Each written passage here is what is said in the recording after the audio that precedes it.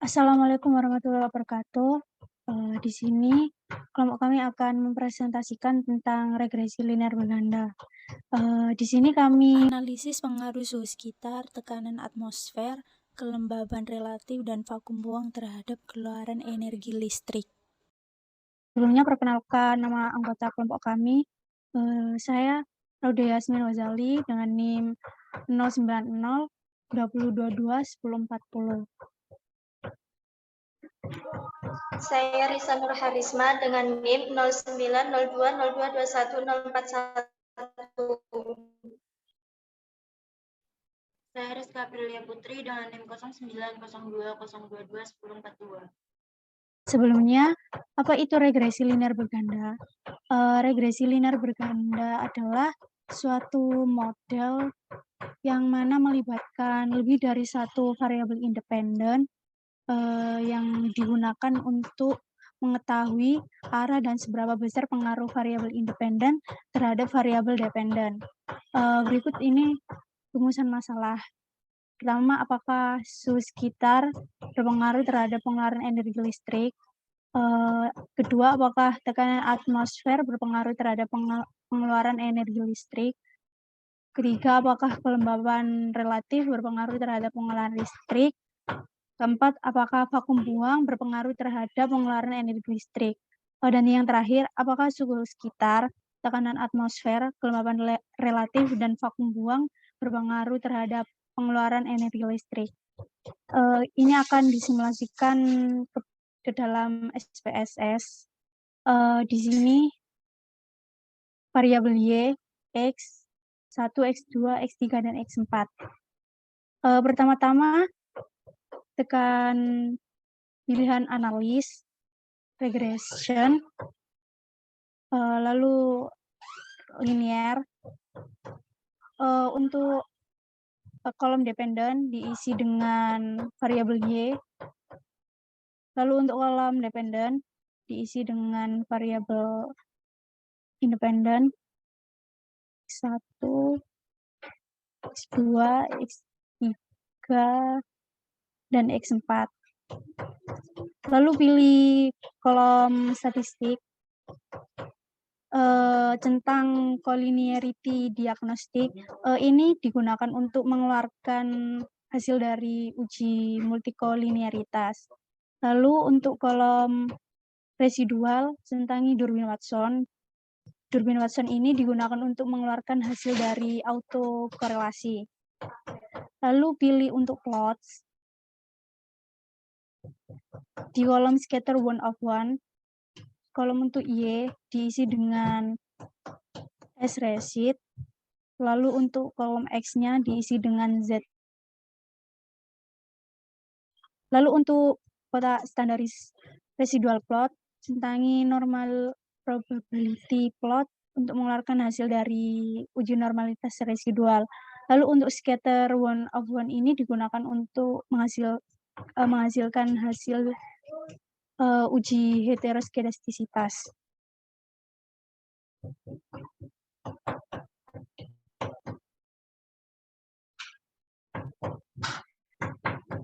Selanjutnya, ini adalah hasil outputnya. Yang pertama, kita interpretasi dari uji asumsi klasiknya. Yaitu, yang pertama ada uji normalitas residual. Dari uji normalitas residual, kita lihat pada gambar plotnya. Di sini titik-titik ini tuh mengikuti garis, maka artinya dia berdistribusi normal. Lalu selanjutnya kita lihat dari uji multikolinearitasnya. Kita bisa lihat pada tabel confusion-nya, lalu kita lihat pada kolom fifth-nya.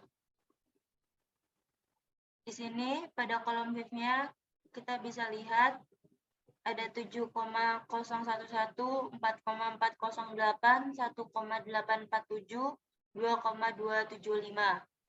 Yang artinya semua nilai fifth-nya ini kurang dari 10. Maka artinya tidak terindikasi multikolinearitas.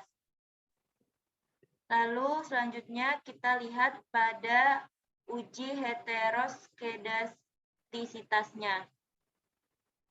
Pada uji heteroskedastisitas kita bisa lihat pada gambar scatter plot-nya. Di sini gambar scatter plot itu menyebar, yang artinya tidak terjadi gejala heteroskedastisitas. Lalu yang terakhir kita lihat pada uji autokorelasi. Pada uji autokorelasi ini kita bisa lihat dari model tabel sumarinya. Lalu kita bisa lihat dari kolom Durbin-Watson-nya. Di sini nilai Durbin-Watson-nya itu 0,2118. Lalu selanjutnya kita bandingkan dengan nilai Durbin-Watson table dengan 0,05.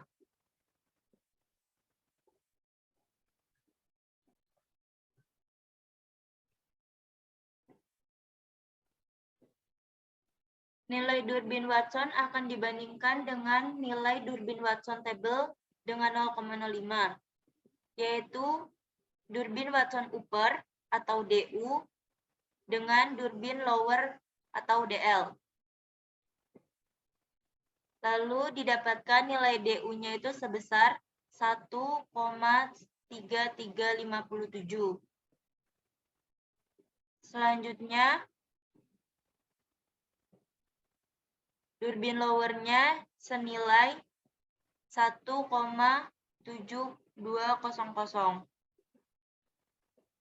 Nah, di sini karena D-nya itu lebih besar dibandingkan DU, dan D-nya itu lebih kecil daripada 4 dikurang DU, sama dengan 2 lebih besar dari 1,3357,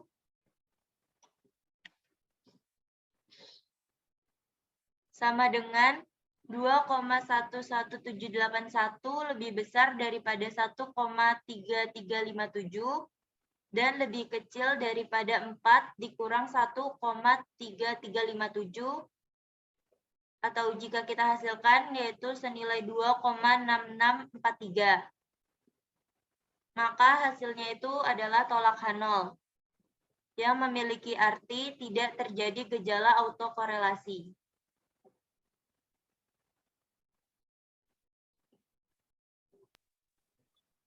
Untuk output selanjutnya, untuk mengestimasi dan uji signifikansi parameter. Yang pertama, menggunakan uji parsial, kita bisa melihat pada tabel yang koefisien.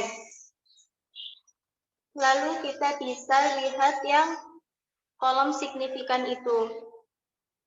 Terdapat nilai signifikan 0,002, 0,000, 0,971, 0,598, dan 0,002. Berdasarkan hasil pengujian tersebut, didapatkan kesimpulan variabel yang mempengaruhi secara signifikan terhadap keluaran energi listrik per jam adalah suhu sekitar dan kelembapan relatif. Karena nilai p-value kurang dari 0,05 dengan nilai p-value suhu sekitar sebesar 0 dan kelembapan relatif sebesar 0,002. Sedangkan pada variabel vakum buang dengan tekanan sekitar tidak mempengaruhi secara signifikan terhadap keluaran energi listrik per jam.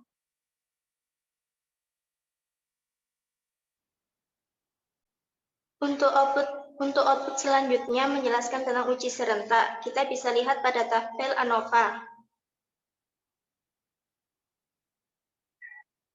Terus kita lihat untuk nilai signifikannya itu, nilai signifikan atau p-value-nya itu sebesar 0,000 atau 0. Karena nilai p-value kurang dari 0,05, maka hasilnya adalah untuk semua variabel independen mempengaruhi terhadap keluaran energi listrik per jamnya.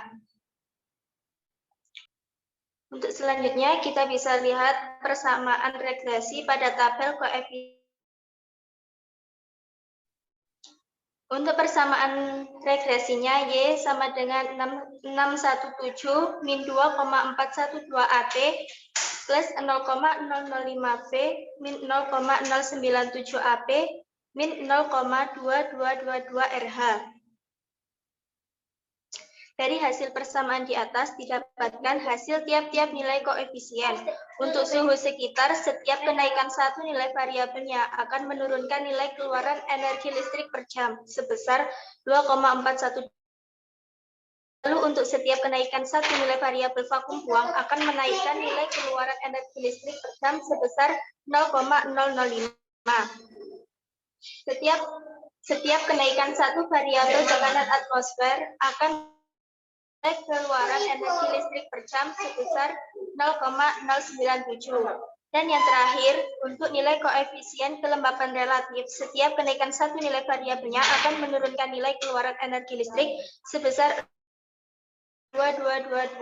Sedangkan nilai konstanta 617 yang berarti apabila nilai dari keluaran energi listrik bernilai 0, maka nilai dari semua variabel independen 11.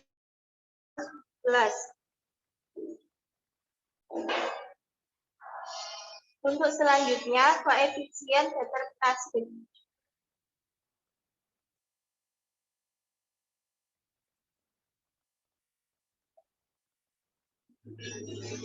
Pada koefisien determinasi, kita bisa lihat model tabel yang model summary. Kemudian kita lihat yang adjust R square.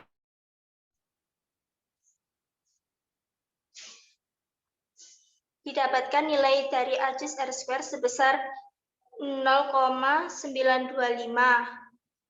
atau sebesar 92,46%, yang artinya pengaruh suhu sekitar, vakum buang, tekanan atmosfer, dan kelembapan terhadap keluaran energi listrik sebesar 92,46% melalui hubungan linear dan 6,85% sisanya dipengaruhi faktor lain yang tidak diteliti dalam penelitian.